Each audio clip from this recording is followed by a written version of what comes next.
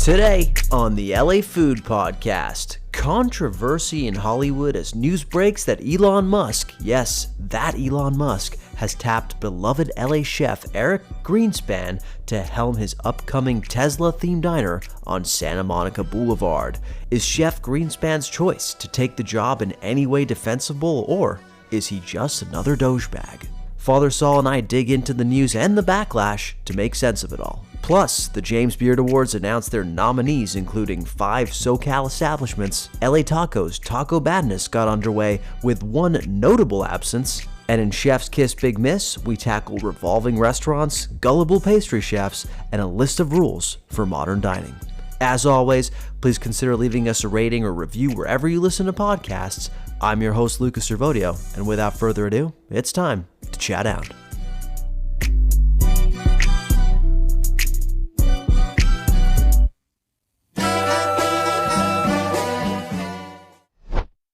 The LA Food Podcast is presented by The Lonely Oyster. Unwind at The Lonely Oyster's Echo Park Night Watch. Did you know that every night is industry night at The Lonely Oyster, dear listener? Stroll in after 10 p.m. nightly for a one-of-a-kind experience designed for the night owls and hospitality pros.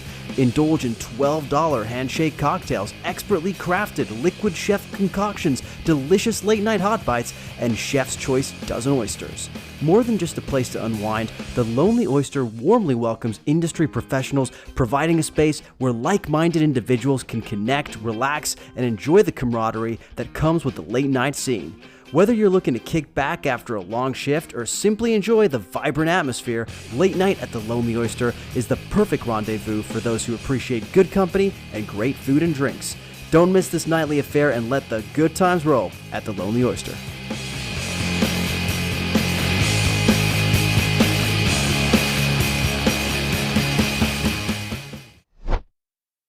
Welcoming back to the LA Food Podcast, a man who cheated on me with a different podcast this week. Father Sal, what do you have to say for yourself? You're right, man.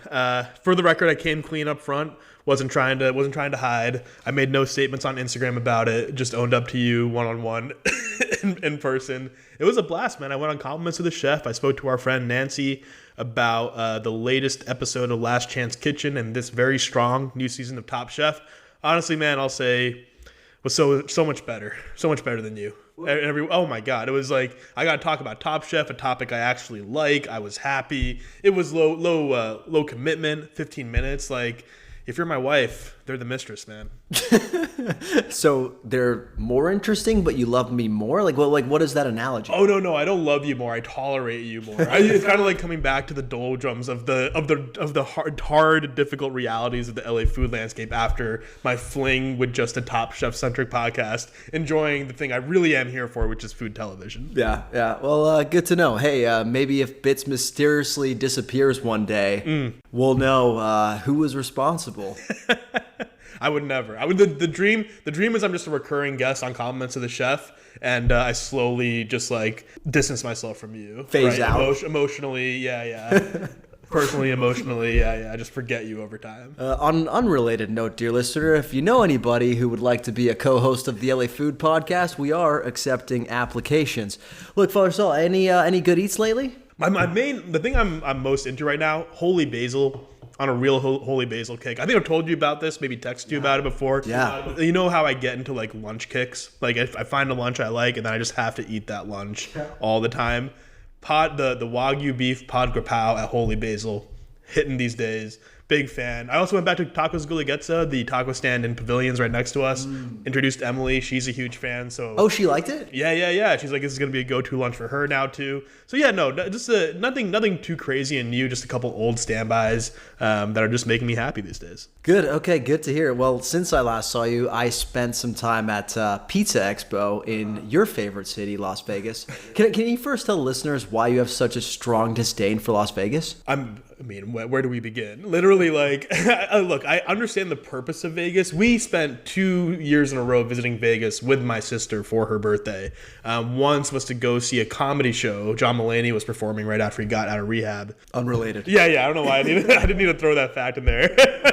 it was just like, that's why it was significant, and it was a good enough time. We had good meals. It's good seeing each other. So we went back for a Killers concert the following year. Dude, Vegas is just so, it's like it's a monstrosity, right? Like just like everything expensive as fuck. Everything's fake as hell. It's hot. Like I remember like the first time we went, it was kind of like spur of the moment, and I think that therefore captured some magic. Yeah. Planning like in like a real intentional year in advance planned Vegas trip is out. Like I can't comprehend it. I don't understand the appeal at all. I mean, the big thing you do is like you go for events. Like we talked about going for NBA Summer League. You went for Pizza Expo. I'm curious how that may have changed your experience. Though you're not a hater, are you? I'm a lover. I am unbelievable, man. So corny. I know, but it's what is more Luca than that, right? I mean, it's true. I love, you gotta accept Vegas for what it is, right? It is an artificial Disneyland for adults in the middle of the desert. I don't know, man, but the moment I'm there and I see the casino, I think I even sent you a picture for like as I was approaching the sports book. Oh, right, yeah. And I was like, I'm about to go full Uncut Gems tonight. Like just something like triggers in my brain where I'm about to have a good time. Yeah. Also the fact that you just like, you're at the like hotel coffee shop or whatever, and it's like, latte, drip coffee, jumbo high noon tequila seltzer, and you can just like take that around with you. Like it's a place that was made for me. You know what's funny? The issue might be here that I've really never. So one, gambling, despite the various like personal bets we make, which I enjoy, and we like bet dinners or whatever. Gambling is just like the single vice that doesn't click for me. Thank God, honestly, thank God. But like it's the one thing that just doesn't like grab me. Like betting money, the odds, all the plus minus shit. I just don't get it. So that's one thing. And two, I've never really gone hard in Vegas. Like, again, like I said, I've been there with my sister. There's only so much, who doesn't drink and doesn't party that much, right? Yeah. And she's my sister. So we're just like, we're not exactly going hard. So maybe if I went back for, I just have no desire to do a Vegas thing, really. But I do know why it's there. There is great food in Vegas. There's cool shows in Vegas.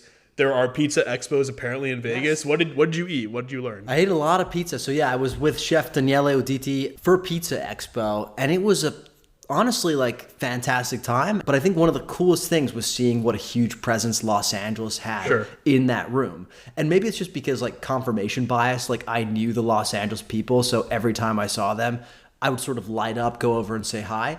But genuinely, I felt like we could not take 5 steps within that huge conference center, by the way, without seeing a Los Angeles pizza maker, a Los Angeles journalist.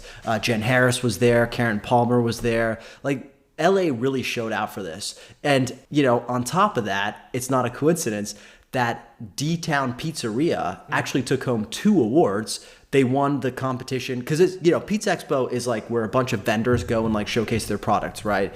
You got like the sauce booths, sausage booths, a lot of like product puns, you know, like we've got the biggest sausage in the game, that kind of thing. Low hanging fruit. And, but in parallel, there's also these competitions. So there's like pizza tossing competitions. There's like, you know, break dancing with pizza competitions. You get out there, bro? I mean, they had to stop me. No, I had not been practicing, unfortunately. But there's also pizza making competitions. And in the competition of best pan pizza, D-Town Pizzeria, a Los Angeles-based Detroit-style pizza place, won. And the guy also took home Pizza Maker of the Year nationally. Wow. So a really big sort of like flowers, if you will, a crown dawned upon Los Angeles's pizza head, if you will. And in that sense, it was really cool to see how widely recognized, even around the country, LA is for pizza. Because I feel like we're out here banging the drum all the time, like, oh, LA's a great pizza town. You know, we've had our own pizza renaissance. Like, but to see it recognized not just like from inside the house, but also from outside the house was pretty cool to see. Yeah. Did you notice any trends in pizza emerging from this expo? Ooh, I mean, honestly, I don't know that it's a new trend, but I just think like pizza makers in this day and age, they're more so than ever like nerds. They're just like fucking nerds, dude. They're out here talking about like dough ratios, you know, hydration. They're talking about like, you know, fermentation lengths and stuff like that. And honestly, like when you're an outsider listening to it, even someone like me, I think I know a good deal about pizza. They're talking about like micro differences, like 1%, and like hydration's making a massive difference to the end result, right? And I'm not gonna lie, by the time I'd walked around and had like 8 slices of pizza in a day, they all kind of blended into one massive slice. But for these people, the differences are huge. They're enormous, right? Moneyball era for pizza is what I'm hearing. Yeah. Analytics era. That's a really good way to put it. Moneyball era for pizza, except I think it remains to be seen how that actually translates into success. Sure. I'm not sure that the nerdiest pizza makers are the most successful. Sure. Like Daniele Oditi is a great case in point. Yeah. Everybody is out there talking to him about like hydration levels and like types of flour and like percentages, and he's just like, I don't fucking know. He's all eye test, baby. He's all instinct. Not even eye test. He's feel test, dude. There you go. He just needs to like feel the dough's energy, and he knows exactly how it's gonna turn out, basically. So I appreciate that mode of thinking. But lots of great LA pizzerias were there. Hot Tongue, Alex Coons, I think he also participated in one of the competitions. Cool. I think he came like in the top 20 or something. So, and there's like hundreds of pizzerias that compete. So top 20 is like no joke. Yep. And really good to see some friends. Turk's Pizza Party was there. Sure. We'll get to that in a little bit, but he threw quite the after party, which there were some interesting guests at. Ultimately, if you're a consumer and you just love pizza, I wouldn't necessarily say this is a must-attend event. This is definitely like an industry event. You're probably better off going to like Pizza City Fest, which is coming back to LA in April this year. But if you are a true dough nerd and you want to get some awesome pizza swag, maybe you're a pizza maker yourself, whether you're professional or amateur, it's a great time. And I think I just fucking love conventions. You would. Yeah, you got convention energy. I fucking hate conventions, I will say. Yeah. Too much is going on. Too much like superficial networking vibes. I can't fake smile that much. You know this about me. Yes. Crowds, you know how I feel about crowds. Hate crowds. I can fully see you thriving in this. Oh, I love that. I'm like fucking kissing babies and shit. There was like not a baby at the event, but like, figuratively. I imagine you picking up like 12 tote bags, just every possible swag item you could find. No, I actually walked away with zero swag. Really? I'm proud to say. What were you doing there, man? Well, honestly, I was trying stuff. I was, Sure. I was networking and stuff, but like really, and taking a lot of social media content, frankly, but like I wasn't grabbing the swag also because a lot of times like the swag is just stuff I have absolutely no use for. Sure, yeah, like it's like it's pizza maker swag, right? Like I don't need like I don't know. Like tote bags come in handy. I can always use a tote. They do, but we have our beautiful LA Food Pod tote bag that we gave out. Absolutely, which I also totally have somewhere. Well, hey, we're gonna get back to Vegas because I had some interesting eating expeditions there that actually factor into my shitty Yelp review of the week. Interesting. But I think we've dilly-dallied long enough, and there's quite a few news stories I'd like to cover today. First and foremost, the James Beard nominations dropped this week, and thank God, as you recall, we have a spreadsheet of all of the nominees and semifinalists from like the past 10 years, so we're able to offer some truly insightful takes. As a reminder, there were 18 LA area broadly defined semifinalists in the mix back when the semifinalist list was dropped in January. When all was said and done, we were left with 5 nominees, including 2 for Best Chef California in Daniel Castillo of Heritage Barbecue down in San Juan Capistrano, John Yao of Cato, of course. For Outstanding Bakery, Gusto Bread in Long Beach got a nod. For Outstanding Wine and Other Beverages program, Strong Water in Anaheim got a nod. I believe they were also nominated last year. And finally, for Outstanding Professional in Cocktail Service, Tobin Shea of Redbird in downtown Los Angeles was nominated. So, of these 5 nominations, do any stand out to you? The obvious ones, I guess. Heritage Barbecue, I hope to hit up on our way down to San Diego later this summer. Really looking forward to that. Cato has been on our list for a long time, so good to see them both recognized. I think more standing out to me is who didn't move forward here than who did. Yeah, we're going to get there. I think to me too, I think the one that was sort of like a shoo-in in some ways, John Yao at Cato. Yeah. Like I think when you just look at John Yao and what Cato is doing versus all of the other semifinalists that were on that list, including places like Evil Cooks and whatnot, like clearly what they're doing is above and beyond. So seeing them on this list is totally unsurprising. You mentioned the notable snubs, the ones that didn't progress from semifinalist to nominees. And I think most notably in Los Angeles, there was Pajo Lee, which was a semifinalist for Outstanding Restaurant. It didn't make it to the nominee stage. And perhaps most notably, Gilberto Cetina of Holbox was a semifinalist for Outstanding Chef, and he also failed to make it to the nominee stage. Yep. So you've got a look of injustice on your face. Well, mostly for Chef Satina, I think here. Pajoli, if you recall, like we were surprised, we were happy for, but also surprised that they were the representative for LA at the national level. Very cool, but also not entirely, I suppose, shocked that they didn't make the next stage. Not for any reason one way or the other, but given we were surprised in the first place, it also wasn't shocked that they didn't. Yeah, because as a reminder, I don't think a Los Angeles restaurant has actually won that Outstanding Restaurant Award since 2001. So we were surprised that Pajoli would be the first to take it when there have been restaurants like Bestia on the scene, right? Sure. Yep, absolutely. Chef Satina, coming off Holbox winning Restaurant of the Year not too long ago.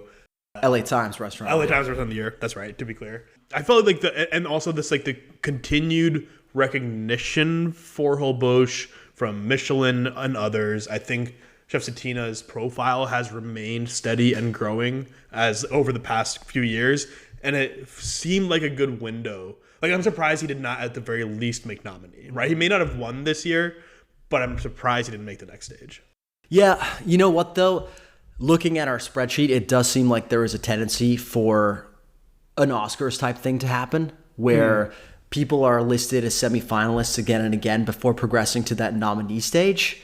And this was his first time being listed as a semifinalist for this event. So although I take your point that like, if not now, then when? Like, I do think maybe this is just his first dipping of the toe in these waters, so to speak. And there may be like a time down the line for him to actually get it. I mean, I would hope so.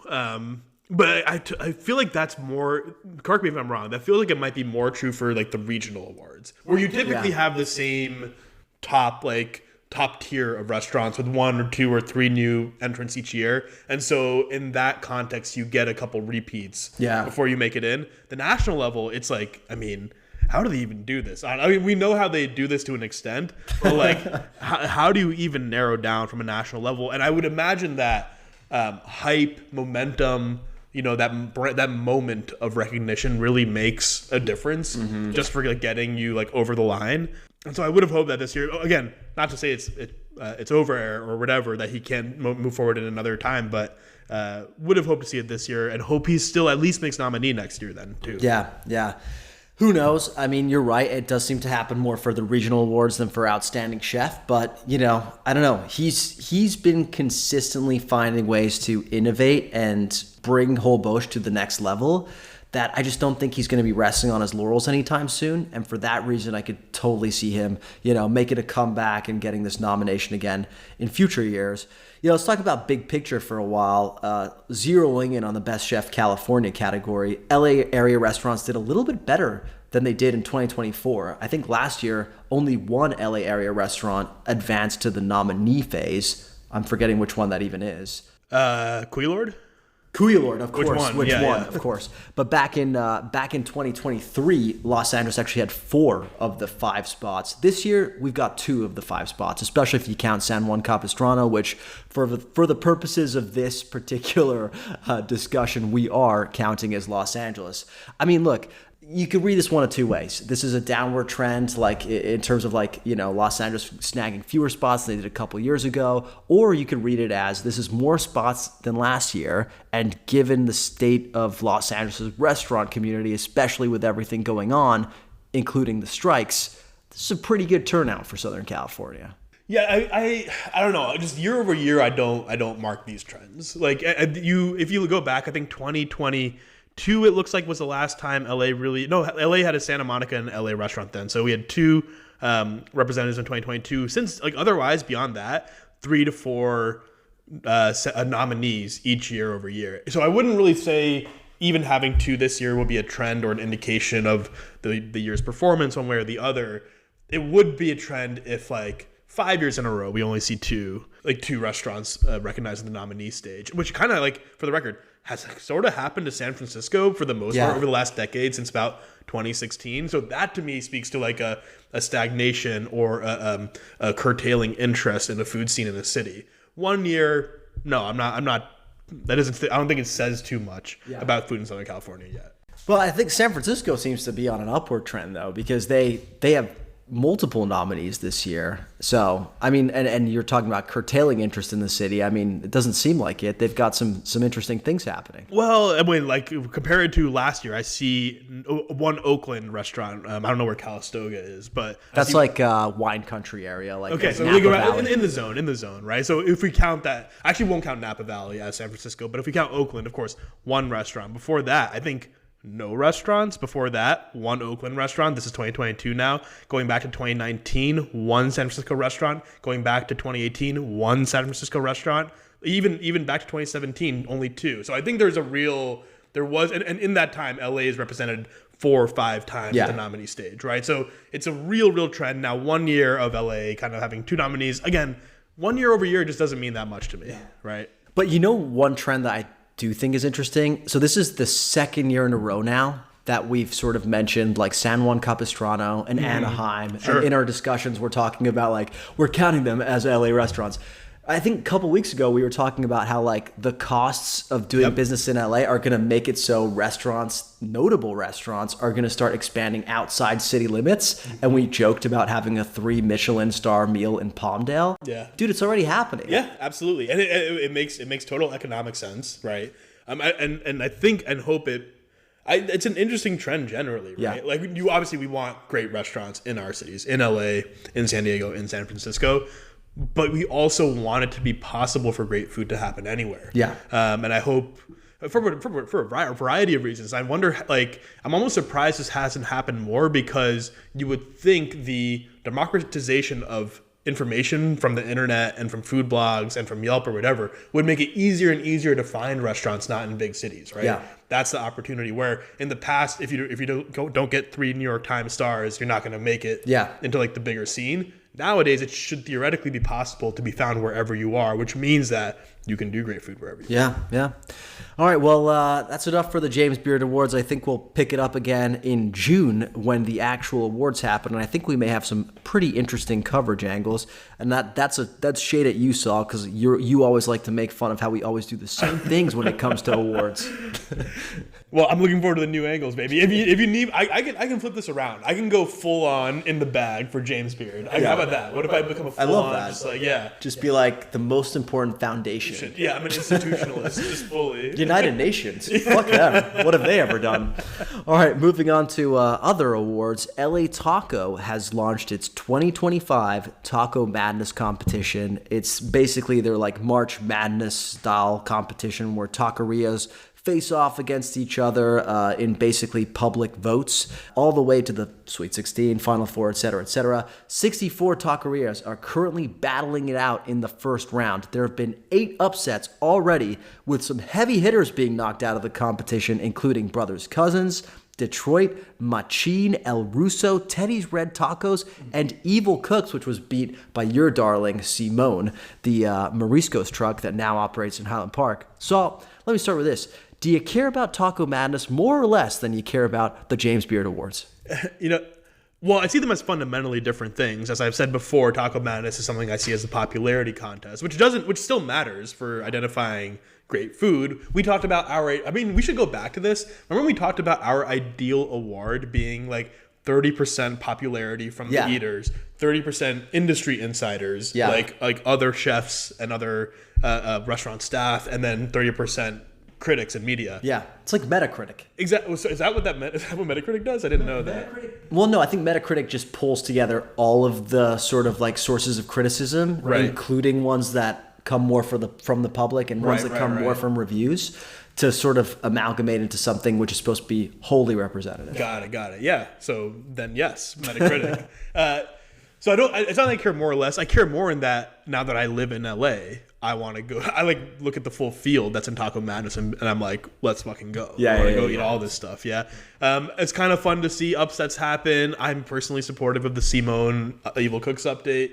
Me too, dude. Me too. You're into it? Yeah. Having been to Evil Cooks a few times now, I like it. I don't love it. I just feel like I got to go back for dinner, I think, is a key thing. I think that's where they're flexing a lot of their like culinary brass. Yeah. But for lunch, I just, last time we went, I feel like everything kind of ended up tasting the same. And once you've had the Black Al Pastor once, and you taste a very similar rub on the octopus and on yeah. other meats, I kind of just can't eat it more often than like once a quarter. Sure. Yeah. And I feel like, I mean, look, I have very, very similar experience with a couple, like the lobster taco, was it? Yeah. Like a couple like stood out. The hamburger taco stood out, but there was a little bit of pop. Yeah. A little bit missing. But dinner, absolutely would love to go back to Evil Cooks.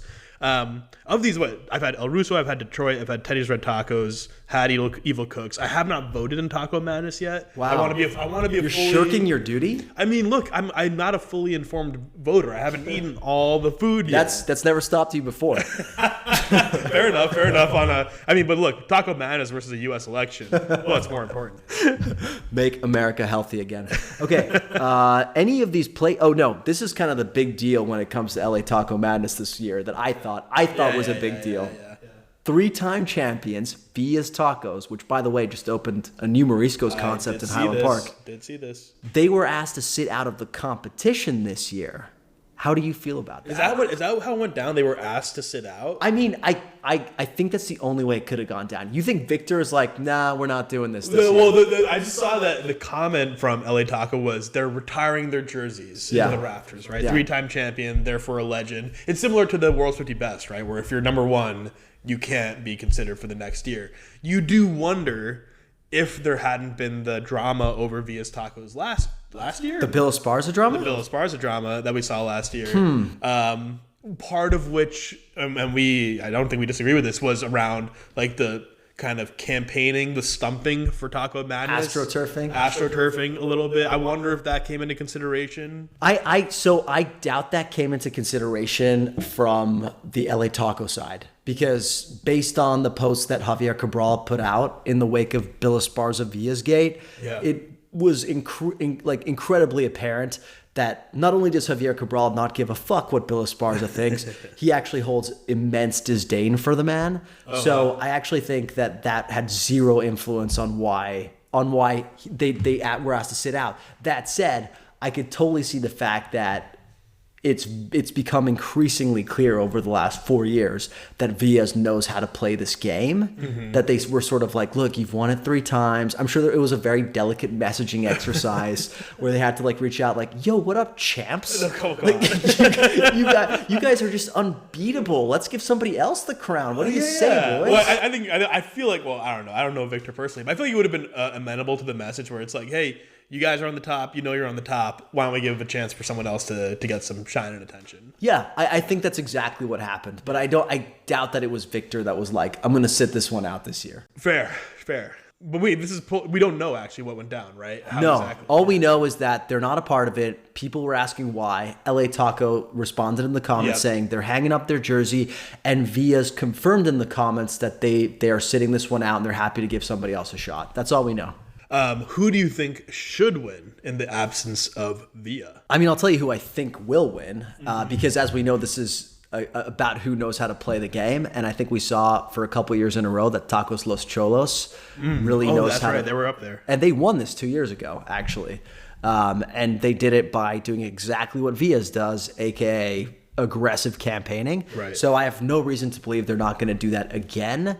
I think there could be some interesting newcomers to the race. For example, Taqueria Frontera, which number 1 seed, and you still have to take me to. Yep. As the result, we got to schedule that actually. As the result of one of our bets, I think that they're helmed by a sort of young, hungry whippersnapper type dude. So I feel like he could enter this all guns blazing. Is that the phrase? All guns blazing. Guns blazing. Guns blazing. Yeah. He's going to enter with guns blazing.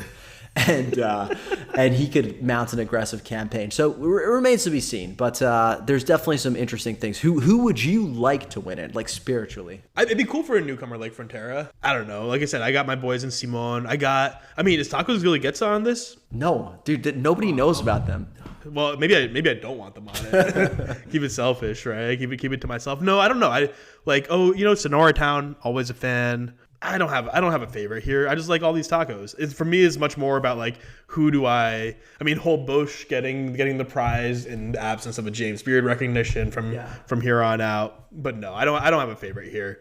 May the best taco win. May the best taco win. I think the most sort of like value that Taco Madness adds to my life is it really allows me to discover a bunch of new taco places. Because I feel every year there's so many new entries to the pool. Yep. So if nothing else, folks, even if you're not going to vote, go and give the bracket a look. And by the way, if you're not subscribed to LA Taco yet, what the fuck are you doing? Saul, be honest with me. Are you subscribed? No. I'm like whatever, the VIP member level. Are you really? I pay like it's like $25 a month, Damn. $20 a month. And you haven't had like your Rocket Money subscription, like take that away yet? No, although I did have to get a new credit card because I don't know. My tradition every time I visit Mexico City is to go to an ATM, put my debit card in, immediately forget my debit card because he doesn't spit it out before he gives you the cash. I take my cash, walk away, and then I'm like, oh shit. And so so I missed a month of payments, but I think I filled out. I backfilled with my credit card, but no. Long story short, I'm still up there, man. Good, and all of you should be too. All right, well, that's enough about awards. We're gonna move on to what we call the big deal of the day, and that is the news that renowned LA chef Eric Greenspan has come under fire for taking the job as the chef overseeing Elon Musk's controversial Tesla diner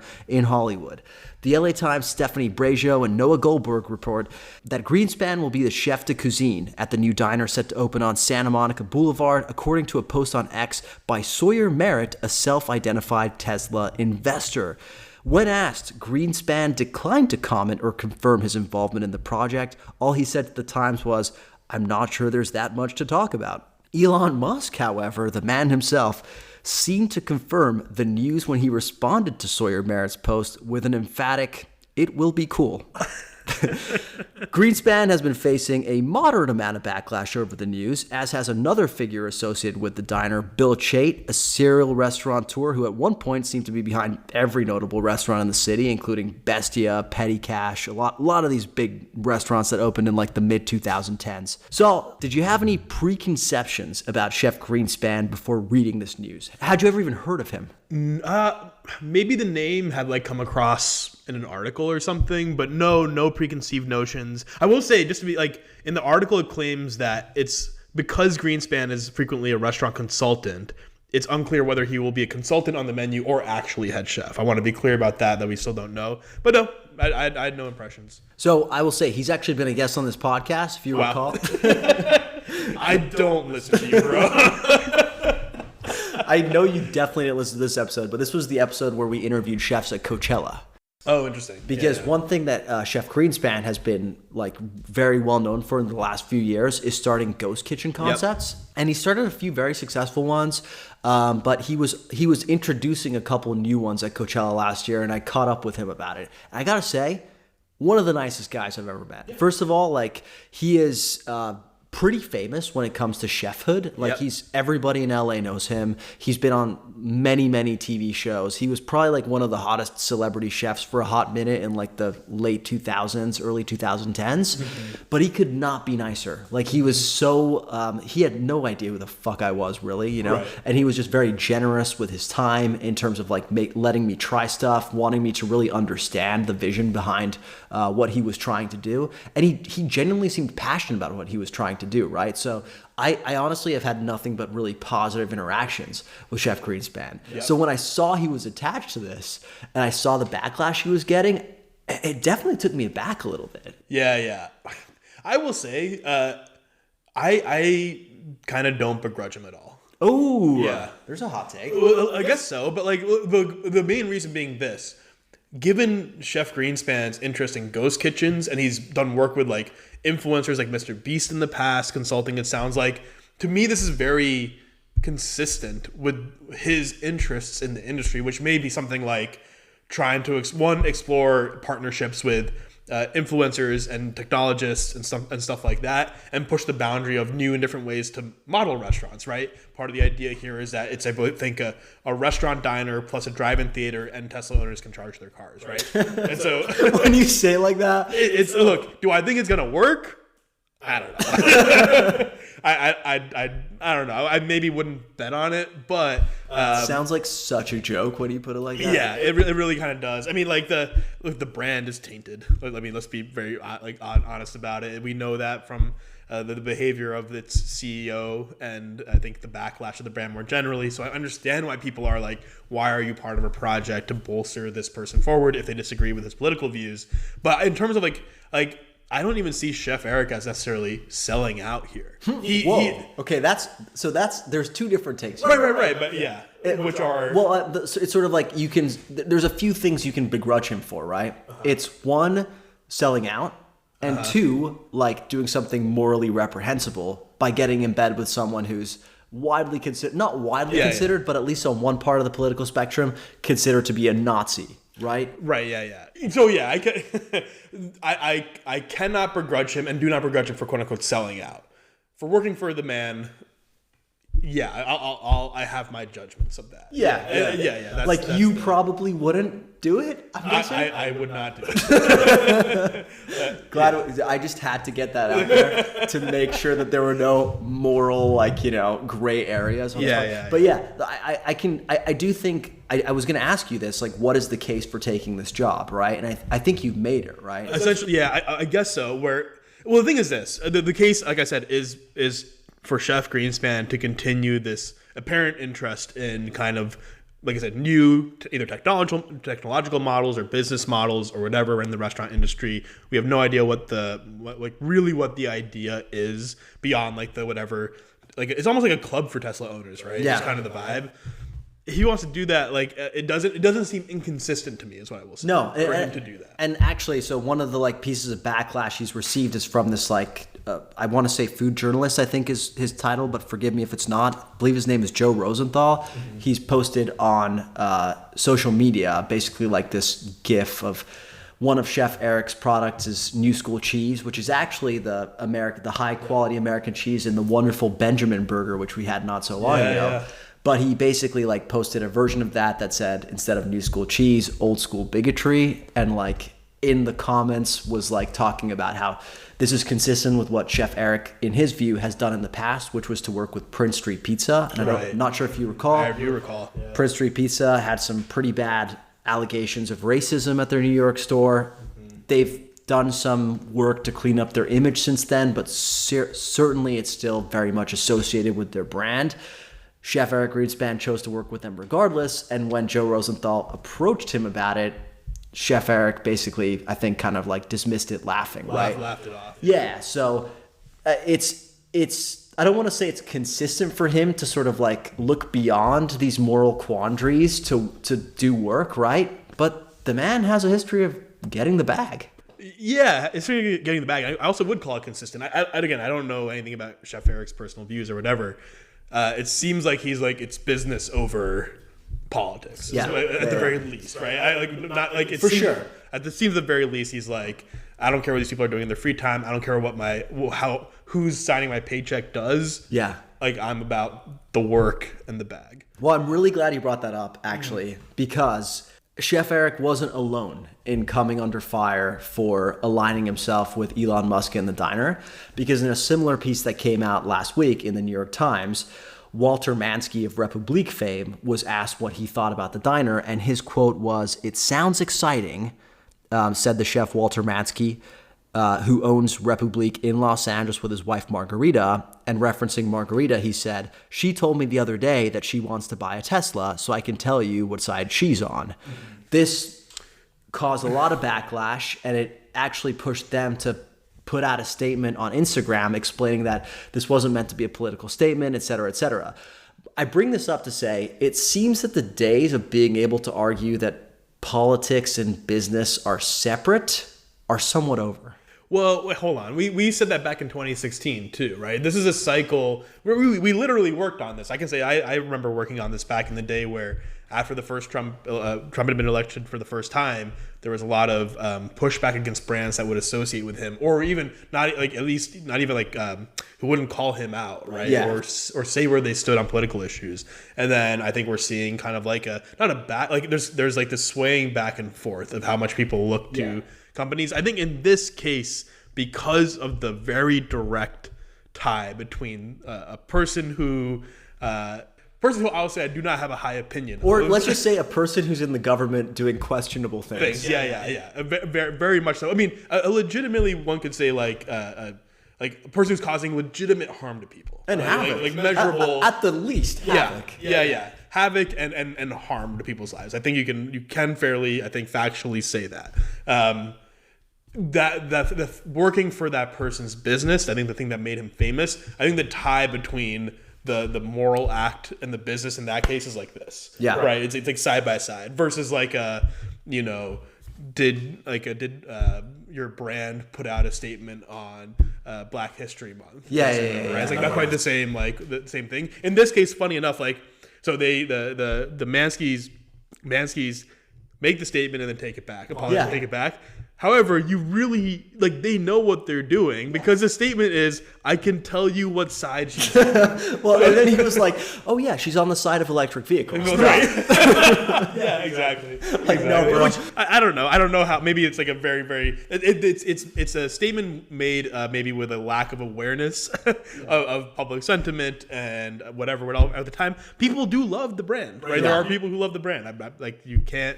Like or people who love the brand and now are loving it less or whatever it is, but yeah, this was a choice. I'll say it was a choice. Well, so you bring up 2016 and the fact, and 2020 too with George Floyd, right? And I feel like that was also a moment where like brands were really being asked to speak up and speak out about the issues, right? So customers knew where they stood and they could sort of like spend their dollars accordingly, right? I do feel like that in the last couple years, there's been a pendulum swing to where companies are now afraid of saying things because they've received backlash, most notably from conservatives, right? And from boycotts, by partnering with causes that conservatives take issue with, right? The most famous example, right, is obviously Bud Light and Dylan Mulvaney last year. Mm-hmm. But like there have been tons of examples since. So and now direct action from the White House to target those programs. Exactly. Right? Yeah. So I feel like that has maybe emboldened some more right-leaning like business owners to be like, whereas in 2020 they wouldn't have even thought about like dusting off the MAGA hat and wearing it in public. They feel a little bit more emboldened to just like the tide has turned. Yeah, everybody feels like, oh, Joe Rogan says it, why can't I? That kind of thing. They all feel like they're their own podcasters, right? And can you imagine? I know, the audacity. But truth be told, it still depends what market you're in and what business you're in. Yeah. Like it's one thing if you're like a fucking like Fortune 100 company and you choose to like sit one out or send a nice tweet about Elon Musk, right? If you are a business in Los Angeles that sells croissants and you are like dependent on like most likely a very liberal customer base to make your like monthly like gross income, right? Yeah. Pretty dumb thing for you to be out there like aligning yourself with a cause. Like it's just business, right? You just shouldn't do it. That said, I do have some like sometimes ethical questions about it, right? Because like it reminds me of a situation I found myself in last year through this podcast where there was a reporter who was compiling a list on the best fried chicken sandwiches in Los Angeles. And when they published said list on their social media, they received some backlash for leaving out a very popular fried chicken spot by the name of Le Coop, which is not too far from here, over on Melrose Hill, right in that development by the Bucks owner's sons, Lasry, right? Edens, When they were called out about omitting that restaurant, they very publicly on their stories said, look, fuck them, they're Trump supporters, and pulled up like pictures from the owner's Instagram account showing them wearing like MAGA hats on like a yacht or something, right? And was like, fuck them, we're not including their chicken on the list. In one of my ill-conceived monologues on this podcast, I kind of raised the question like, hey, is that right for a journalist to do? Like if you're making a list about the best fried chicken in Los Angeles and it's widely considered that this spot has some of the best fried chicken, is it right for you to omit them based on political beliefs alone? I don't know I was kind of like framing it up there like I don't know the answer to this, but it seems to me like there's a bit of like a line there that shouldn't be crossed as a journalist.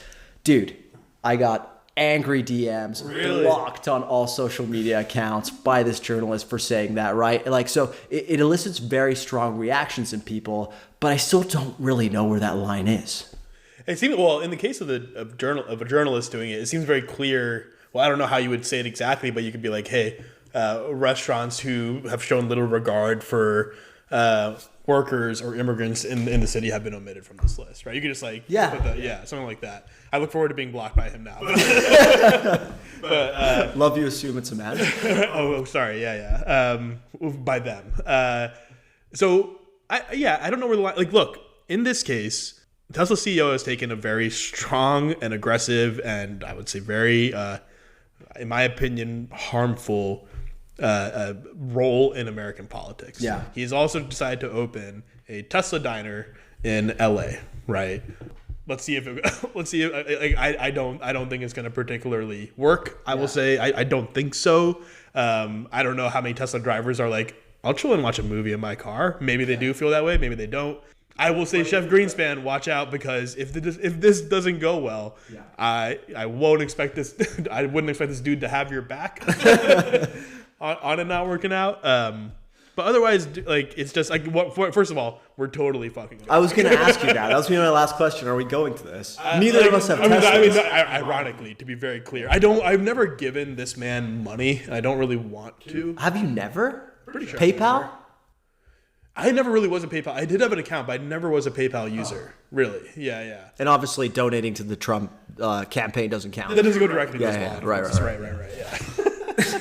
I just want to go out of curiosity and also, I don't know, to make some jokes, but like... We're going to recap it on the podcast. We're going so you don't have to, dear listener. You know? We don't want to, like... Will we be allowed in? Can you get in without a Tesla?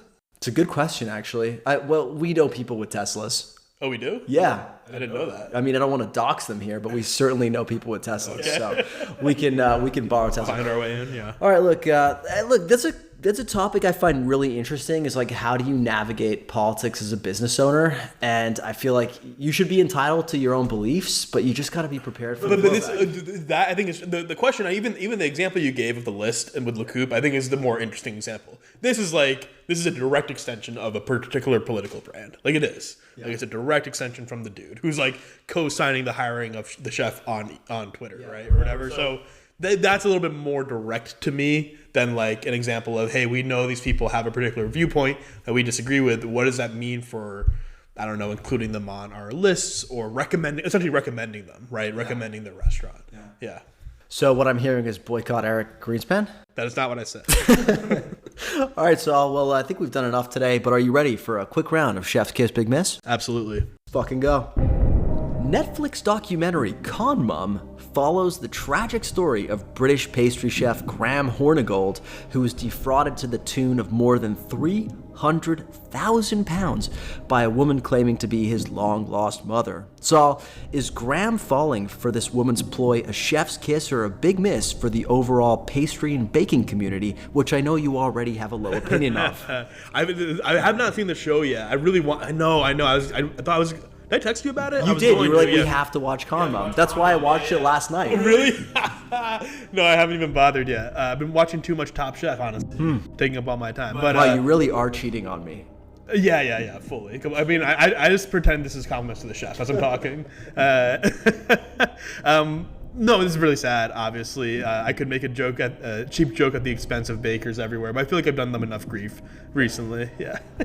I will say, this is the documentary itself is not food related, like, whatsoever. Right. Like, he's a pastry chef. That's his job. And he does basically, like, put a nice bow on it by saying, like, the pastry world saved me in terms of recovering. So there is definitely some like food adjacent tie-ins. Yeah. But it's just a fun watch overall. How does he have 300,000 pounds as a pastry chef? I mean, he was a very successful pastry chef. Like, from what I understand, he was like celebrity pastry chef. He hosted the junior version of the Great British Bake Off. Oh, nice. So he's like the junior Paul Hollywood. Right. Yeah, okay, that'll do it. So he has TV money, is what you're saying. Yeah, he had some TV money. Yeah, he didn't just have like financier money. Yeah, right, totally. He had like ironic choice of pastry too, given that we're talking about money. All right, moving on to the next one. The Financial Times released a list of rules for modern dining. While I did not opt to subscribe to the FT to read the full list, here are a few rules I found from online sleuthing. Avoid any restaurant with a tasting menu of more than 7 courses. 2. When staff ask, do you have any allergies, only ever respond with actual allergies. 3. Don't persist in questioning a waiter who doesn't know about wine. 4. You can ask to have things taken off your plate, but not to have things put on it. 5. Go back to old restaurants as much as you go to new ones. And 6, there's nothing wrong with making multiple reservations for the same evening and then canceling them. Saul, do any of these strike you as an obvious chef's kiss or big miss? So I did download, I get an FT subscription. You got a whole sub? I got a subscription because, well, I think they're going to make some kind of like regular panel out of this, and I wanted to follow it. I will say these varied from like, oh yeah, good point, to like, it's a totally good rule to go back to old restaurants as much as you go to new ones. You've kind of touched on this multiple times on the podcast. Whether or not you can make multiple reservations for weeks out in advance, as long as you cancel them in a certain like window of time ahead of it, all makes sense. Other stuff was just fucking weird. Like what? Like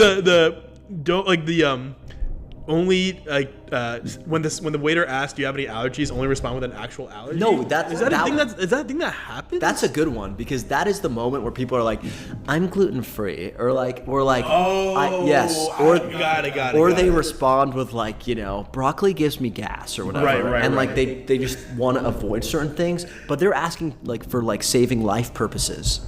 Yeah, okay, got it. That is fair enough then. Yeah, no, for the most part I was like, okay, cool. Some of them were really funny and random, like you'll never eat a good meal in a restaurant that puts caviar on scrambled eggs.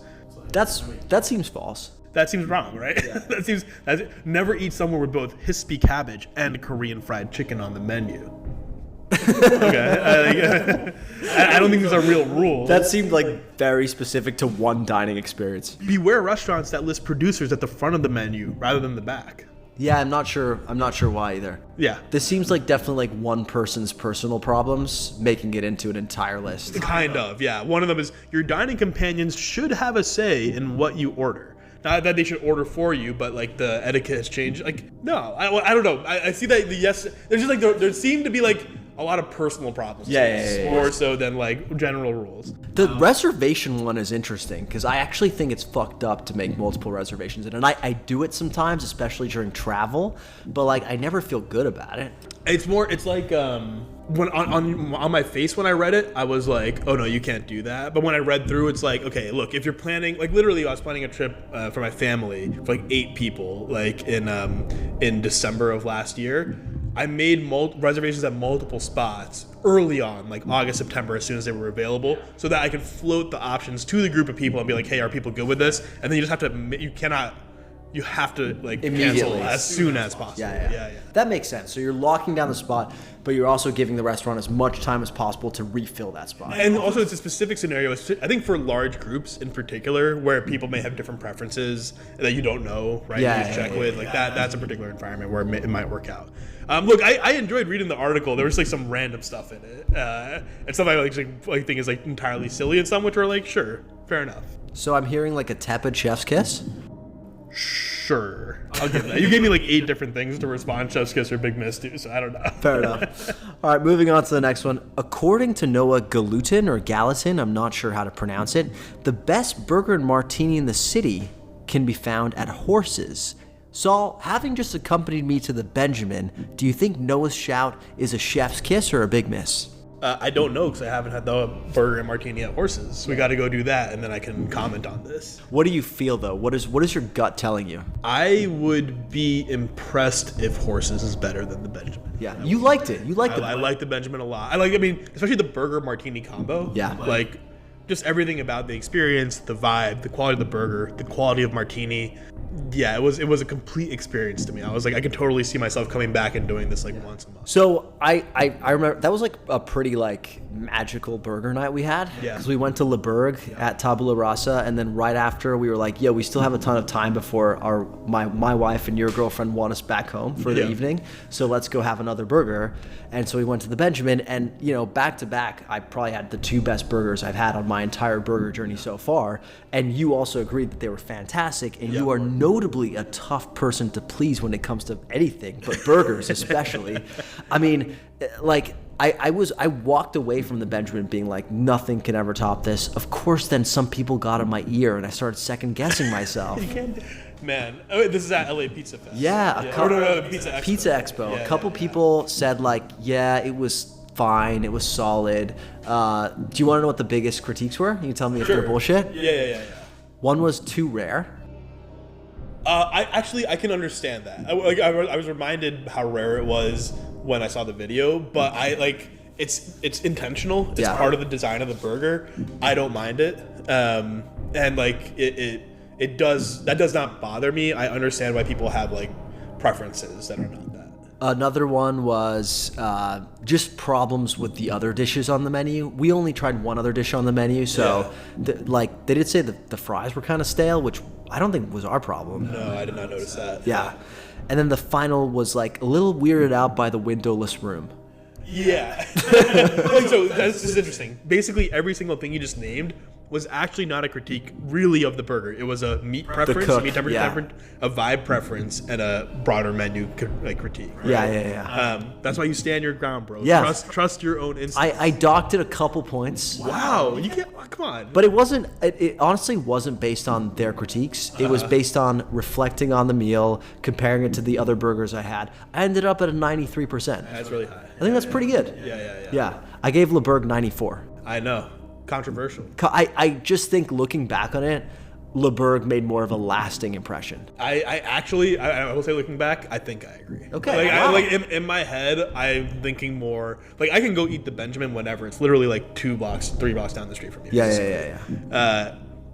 LeBurg is the one where I'm like, when can I have that again? Yeah. When can I go back? Yeah, no, it's a special burger experience. So I feel good about that, and I feel even better now that you've validated it. One thing I wanted to quickly say about Noah Gallatin, very accomplished food writer. He's won multiple James Beard Awards collaborating on cookbooks. I actually have a great deal of respect for him. I've heard him on podcasts, very smart guy. But one thing I can't get past is that he occasionally posts pictures of the lunches that he packs for his kids. Okay. They are scary looking, man. They look like in what way? They look like prison meals, dude. He has these sectioned little lunch boxes. It's a bento box. Yes, but the things that he puts in there, it's like 5 raw almonds, 1 carrot, 1 piece of farm turkey with like a little sliver of cheese. I'm like, dude, if my mom gave me this when I was going to school, I would have staged a sit-in. I feel like don't cross the line in insulting a man's lunch for his kids, first of all. Second of all, this is exactly how, I don't know, I haven't seen the pictures, but I've seen Kenji Lopez-All and others make show their kid lunches, and I would totally go bento box with veggies, nuts, healthy, obviously you want to in reality, I would have been extremely grateful if my mother did this for me, because I was an incredibly fat child. And that was hugely due to the lunches that she would pack me, aka massive sandwiches, mayonnaise sandwiches with just a little bit of tuna in them, right? And so I was basically, it really hindered my progress later on in life. So I feel like I've actually would have been very grateful for these kind of lunches, but looking at them, it just doesn't look very appealing. I'll put it that way. Okay, fair enough. Damn. I don't know why you felt the need to say this on mic. Just because we've never mentioned him on the podcast before, and I feel like it was worth mentioning. Okay. Dear listener, go give Noah a follow and let me know what you think about the bento box lunches. Moving on to the next one. The New York Times' Diana Budds writes that revolving restaurants are making a comeback. Long considered a mid-century novelty, she writes, rotating restaurants are spinning back to life in cities across the United States. Saul, are revolving restaurants a chef's kiss or a big miss? I haven't been to one since I was a kid. They used to have one. I think it still does revolve in the Space Needle in Seattle. Oh yeah, I'm pretty sure that sounds right. Yeah. Look, I loved it when I was a kid. I'm pro, dude. Chef's kiss. I am. Bring them back, dude. Why does she think they're coming back? Where are they? Just apparently a couple old ones have been revived, New York, San Francisco. I think there's a rotating bar in San Diego actually, which we should maybe. We could stop by. It sounds dangerous, man. I'm already getting a little tipsy. The bar's spinning. It's called it's carousel themed or something. Sure, yeah. So it's it's circusy type thing, and it's going around, and it feels like you're on one of those carousel things at the circus. It's very cool, very vibey, and it goes very slow. But that's where I think the true art is. You got to get the speed right. Speed exactly right. I can just see myself texting you back in 2015, like, I'm still on the carousel, bro. I can't get out of here. I can see you getting a little too tipsy. Yeah. Where you're like afraid to get off. Yeah. It's going too fast. I'm gonna eat shit, bro. All right, last one. If you recall the Boy Blue scandal, which we talked about last time you were on, the guilty party of that scandal was in attendance at the Las Vegas Pizza Expo after party hosted by David Turkel of Turk's Pizza Party. Saul, is attending a party thrown by a man who publicly shamed you on Instagram stories for cheating not just on your girlfriend, but on your business and your community a chef's kiss, a big miss, or just straight up insane? Can I ask, did he get invited to the event? I don't know. I can neither confirm nor deny that. So that's the question, right? So if I had been shamed publicly by someone else, and then they invited me, I got like an invite to their event, I would be like, I'm not fucking afraid. I'm not ashamed. Like, whatever, I'll go. If I knew the event was happening and I was not explicitly invited, I think it's pretty crazy to go. Yeah. I'm unclear on whether he was invited or not. I did not ask Turks. Turks is a very magnanimous guy, so I could see him. I don't know how forgiving he is, but he's very magnanimous. So I could see him being the bigger man and inviting Boy Blue, so to speak. But yeah, I was definitely like taken aback, after the whole thing that Dave posted. We should let this. I don't know. Do we need to keep talking about this? No. It was really just kind of an oddity, But but in some ways, it could be a beautiful thing that people deserve second chances sometimes. You never know. Sometimes. Yeah. Anyways, enough about that. We're gonna move on for the shitty Yelp review of the week. Do you have one, sir? I actually have one, and it's related to what we just talked about. So my shitty Yelp review is actually has very little to do with me. Over starting on Sunday and into Monday, Emily and I actually just generally have been playing around with like ChatGPT and Claude. Like, just like, is it because you're afraid of getting replaced in your jobs? No, not in that way. It's just more like, how like does it replace Google search? Which it really like what kind of questions can we ask it? What kind of insight can we get? Honestly, incredibly helpful for everything from like house budgeting to like random like Q&A. Yeah, no, it's an incredibly helpful tool, right? And so on Sunday, I don't know why, but Emily started playing around with ChatGPT and was like, "Hey, ChatGPT, can you analyze the personalities of the two hosts of the LA Food Podcast?" and ChatGPT just starts spitting out pretty fucking accurate breakdowns of our personalities, at least on the podcast. And from there, it gets deeper. She just like went deep and deeper. She had it pretend to have conversations on our behalf, including a really, really funny conversation about the Boy Blue controversy, where we were like way funnier and more way more cancelable, but also way funnier than we were IRL. She made it pretend that we were a dating show and had it generate conversations of callers calling in to give dating advice and us giving us pretty terrible dating advice. We gave some mad good advice, dude.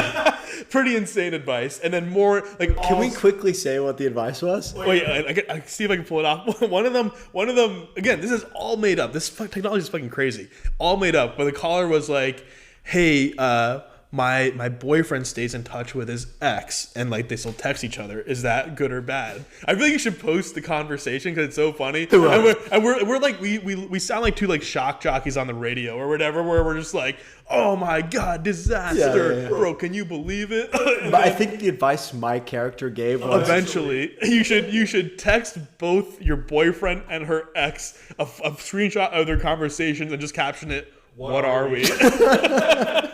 It was like I'm waiting to hear the bad part of this Yelp review. Well, but here, I'm getting to it. Last thing. So literally, this has gone so much deeper than you realize. She has conversations of us describing a cult that I'm starting. I'm like pitching you my cult. It's called the Fatherhood. And I have like a whole worldview and shit and how we pitch it. It's crazy. And she had it generate each of our respective nightmare escape rooms, and which basically just like makes it spit back like what it perceives to be our greatest insecurities, and then like put us. God, what is mine? Oh my god, it's really funny. I'll send it to you. Is it just like Air Jordan and Max like trying to... Actually, not even a single mention of that. A lot of hilarious mentions of how much shorter you feel than me, which I'm like, I don't think this is a real thing, but it's really funny. But okay, the reason why I feel like I need to give you an apology / shitty Yelp review is in the development of our personalities on these podcasts.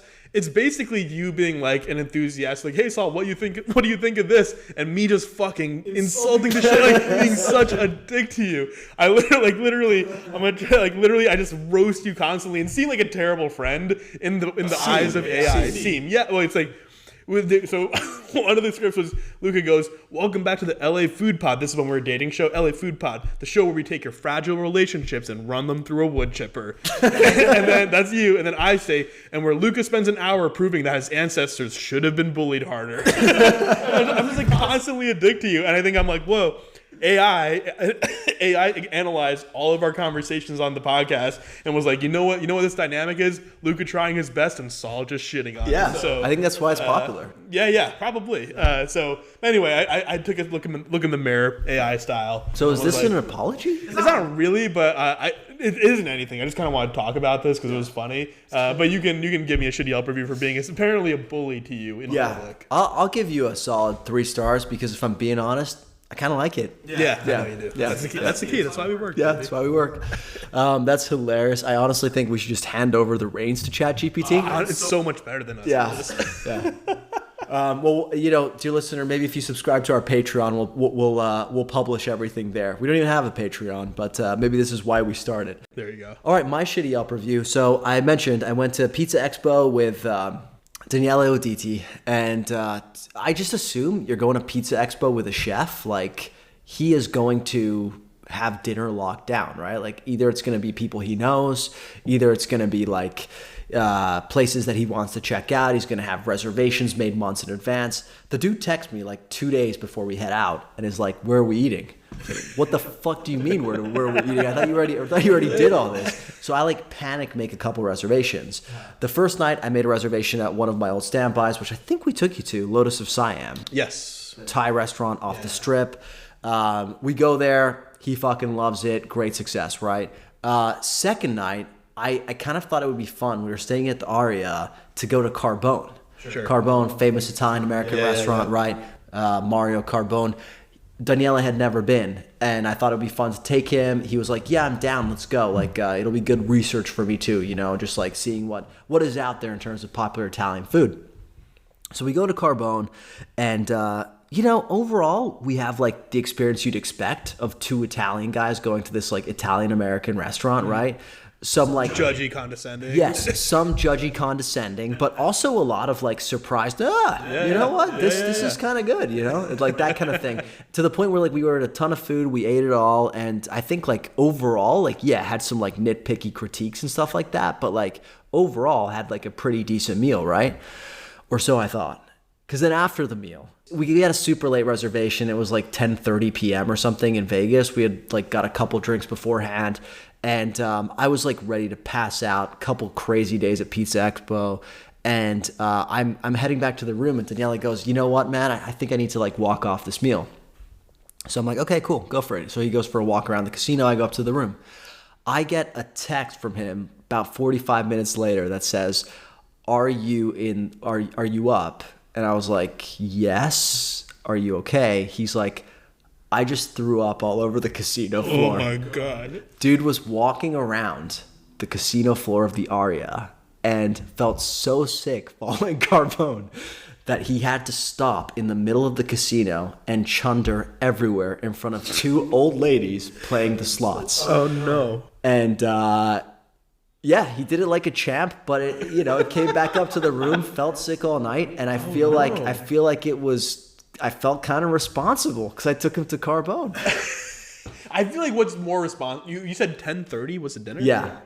Dude. Okay. And you had drinks before? Just one. Okay. Or 2, I forget. Yeah, sure you forget. Yeah. Damn. Okay, this seems like not really a shitty Yelp review on your part. It might be a shitty Yelp review for Carbone in the end, sadly. But to me, it reads more like, dude, I can't eat at 10:30 p.m. I can't eat a full Italian meal. Yeah, but we're Italians, dude. Like in Naples, it's like Spain. They eat at fucking 10 p.m. You've been in America for I am, but he's fine. Yeah. He's still got that like that Italian dog in him. Sure, yeah. Go to dinner at 10:30 and put down like 8 courses. But you were fine, by the way. I was fine.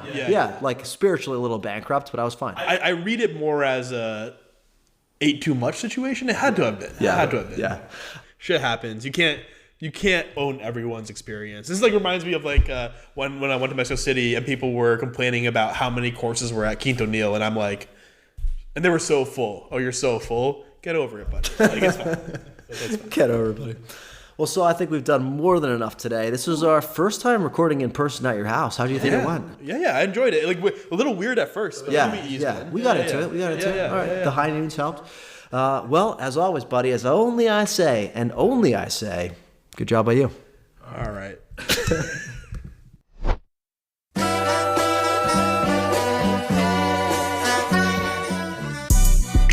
Thanks for listening to another episode of the LA Food Podcast. Thanks as always to Father Saul for making the time for us, and today for even hosting us in his home for our first in-person recording at his new abode. If you like what you heard here today, dear listener, please go to wherever you listen to podcasts, leave us a rating, a review, subscribe. Seriously, all that stuff really helps us make our way up the charts on both Spotify and Apple. We'll be back next week with another epic episode, but if you're looking for me in the meantime, you can find me on TikTok, Instagram, Threads, YouTube, and even our website at the LA Countdown. That's TheLaCountdown. You can also find us on Instagram at LA Food Pod. That's LAFOODPOD.